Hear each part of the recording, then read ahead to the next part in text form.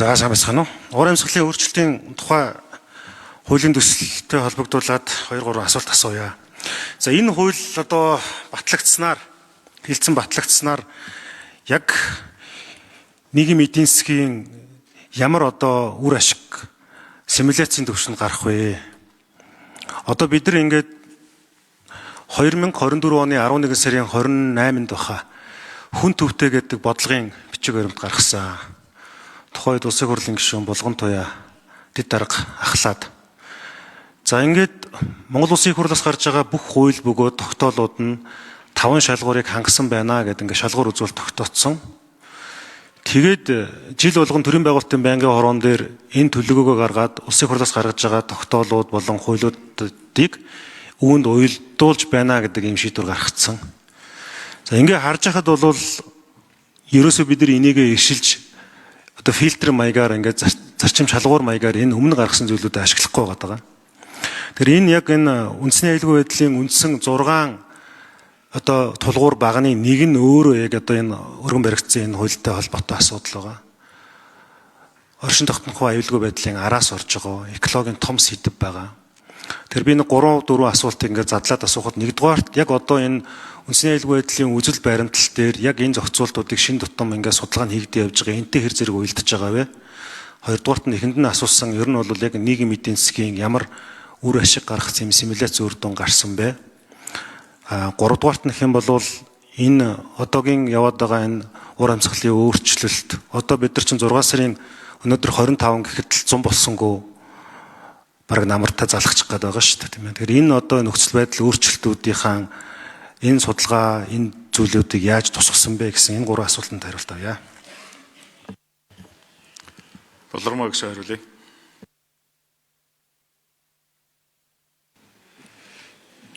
За Эрдэнэ бол гишүүний асуултанд хариулъя. За би нийгмийн эдийн засгийн нөлөө болоод одоо яг энэ уур амьсгалын өөрчлөлттэй холбоотой судалгаа энэ хоёр асуултанд хариулаа. Дэд ажлын хэсгийн зүгээс хүн төвтэй бодлоготой хэрхэн уялдаж байгаа талаар нэмэлт хариулахыг хүсье. За энэ хуулийн маань маш энгийнээр ойлгуулахад Монгол улс уур амьсгалын өөрчлөлтөд дэлхийд хүлэмжийн хийн ялгарлын бол 0.1% л эзэлдэг маш бага. Тэгэхээр бид нар энэ уур амьсгалын өөрчлөлтийг дэлхийн хэмжээнд сааруулахад оролцох карбон зах зээлийн үе таалгыг нээж өгч байгаа. За нийгэм эдийн засгийн нөлөө. Тэгэхээр энэ хууль хэрхэн хэрэгжиж манад одоо эрэг ногоон санхүүжилтийг татаж болох үс төслүүд хэрэгжих вэ гэдэг бол одоо яг өнөөдөр шууд хэдэн төсөл хэрэгжин гэж хэлэхэд төвөгтөж бид бол 4 улстай 2 талын хилцээр байгуулсан. Энэ маань хэрхэн хэрэгжих үе таалгыг нээж байгаа. За эдгээр нь бол Япон, Өмнөд Солонгос, Швейцар, Сингапур гэсэн 4 улс. За уур амьсгалын өөрчлөлтийн 2 дахь хэсэг бол одоо таны асуусан асуултаа илүү холбоотой нь өнөөдөр манай Монгол улс бол уур амьсгалын өөрчлөлтөд дасан зохицох нэг шаардлагатай болж байгаа. За тэгэхээр бид нар уур амьсгалын өөрчлөлт өртөмтгий эмзэг улсуудын нэг нь байгаа нь нүүдэлчин мал аж ахуй дээр суурилсан эдийн засгийн бүтэцтэй. За өнөөдөр нүүдэлчин мал аж ахуй гэлтгүй Улаанбаатар хотод бид зуны дунд сард бол одоо цас ороод энэ цаашлаад бидний мэдэхгүй одоо маш олон нөлөөллүүдийг бий болгож байгаа. Тэгэхээр энэ хуулиар гарч иж байгаа гол зохицуулт бол бид одоогийн байдлаар бол байгаль орчин уур амьсгалын өөрчлөлтийн яам гээд нэр төдийн энэ асуудлыг тавьсан боловч одоо тодорхой чиг үүргүүдийг нь эрх үүргүүдийг нь олгож өгч байгаа. Тэгэхээр яг бидний эмзэг байдлын үнэлгээ ямар байх вэ? Эрсдлийн үнэлгээнүүд юу байх вэ? Таны одоо яг онцолж асуугаад байгаа нэрээ тэгвэл цаашдаа одоо шинжлэх ухааны үндсэлтэйгээр бид өөрсдийнхээ одоо эмзэг байдал болоод эрсдлийн үнэлгээнүүдийг гаргаад түүний дагуу засгийн газар арга хэмжээ авах ийм одоо зүйл заалтууд орж ирж байгаа. Тэгэхээр одоо энэ хуулийн одоо бүх эхний нэлээд том хэсэг нь бол ерөөсөө төрийн захиргааны байгууллагуудын үүрэг чиглэл одоо энэ дотор жишээлбэл уур амьсгалын өөрчлөлийг сааруулах дасан зохицох даван туулах арга хэмжээг одоо яам болгон өөрийнхөө салбарын хэмжээнд тодорхойлж улсын төсөв тусгуулах хэрэгжилтийг зохион байгуулах тайлагнах гэх мэтчлийн иймэрхүү үүргүүдийг бол оруулж өгч байгаа. За эхний асуултанд дэд ажлын хэсгээс ажлын хэсэг хариулъя. 4 номерын микрофон.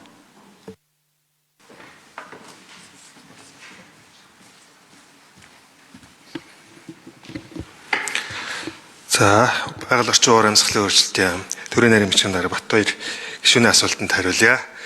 За уур амьсгалын өөрчлөлтийн хуулийн төслийг боловсруулахдаа Монгол улсын одоо байгаль орчин уур амьсгалын чиглэлээр боловсруулсан стратегийн бичиг баримтуудаа уялдуулан боловсруулсан байгаа. 2024 онд засгийн газараар баталсан үндэсний дасан зохицох стратеги төлөвлөгөө 25 онд баталсан үндэсний тодорхойлсон хувь нэмрүүдийг хэрэгжүүлэх хууль эрх зүйн орчныг илүү тодорхой болгож байгаамаа энэ хуулийг баталснаар.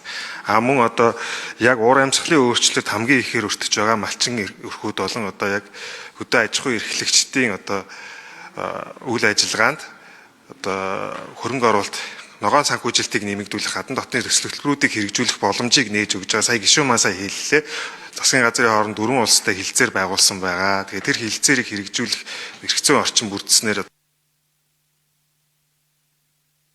гүйцэж хариулъя. Бидний хийсэн судалгаагаар өнгөрсөн 10 жилийн хугацаанд манай улсад ногоон санхүүжилтийн хэлбэрээр бол нэг 1.5 тэрбум долларын хөрөнгө оруулалт, гадны хөрөнгө оруулалт орж ирсэн гэсэн судалгаа байгаа. Тэгэхээр өөр бусад улсуудын тодорхой уур амьсгалын өөрчлөлтийн хууль эрх зүйн орчныг бүрдүүлснээр энэ санхүүжилт 2-оос дээш хувиар өсдөгөө гэдэг тооцоо судалгаа гарсан байгаа. Тэгэхээр бидний одоо төсөөлж байгаагаар төлөвлөж тооцоолж байгаагаар бол одоо эх 10 жилд өнгөрсөн 10 жилийн 1.5 тэрбум долларын ногоон санхүүжилтийг бол одоо 2-оос дээш дахинаар бол одоо өсөх боломж бүрдэж байгаа гэж үзэж байна. Байгаль орчин сайд хариулъя. Сандаг өчр. За, Эрдэнэлт гишүүнийхээ асуултанд бас нэмэлтээр тайлбар өгье. Уур амьсгалын өөрчлөлтийн анх дахь хууль батлагдсанаар ямар эерэг үр дүн гарах вэ гэж. Энэ хууль гарснаар бид нар Монгол улс эргэн хуулийн этгээдүүд ямар одоо хүлэмжийн ялгарлыг гаргаж байгаа юм бэ гэдгээ бид нар хэмждэг болно, бүртгэдэг болно, одоо баталгаажуулдаг болно, тайлгнадаг болно. Ингэснээр бид нар энэ дэлхийн зах зээл дээр карбон ногоон зах зээл дээр ногоон санхүүжилтийг татах тэр одоо хууль эрх зүйн орчин бүрднэ.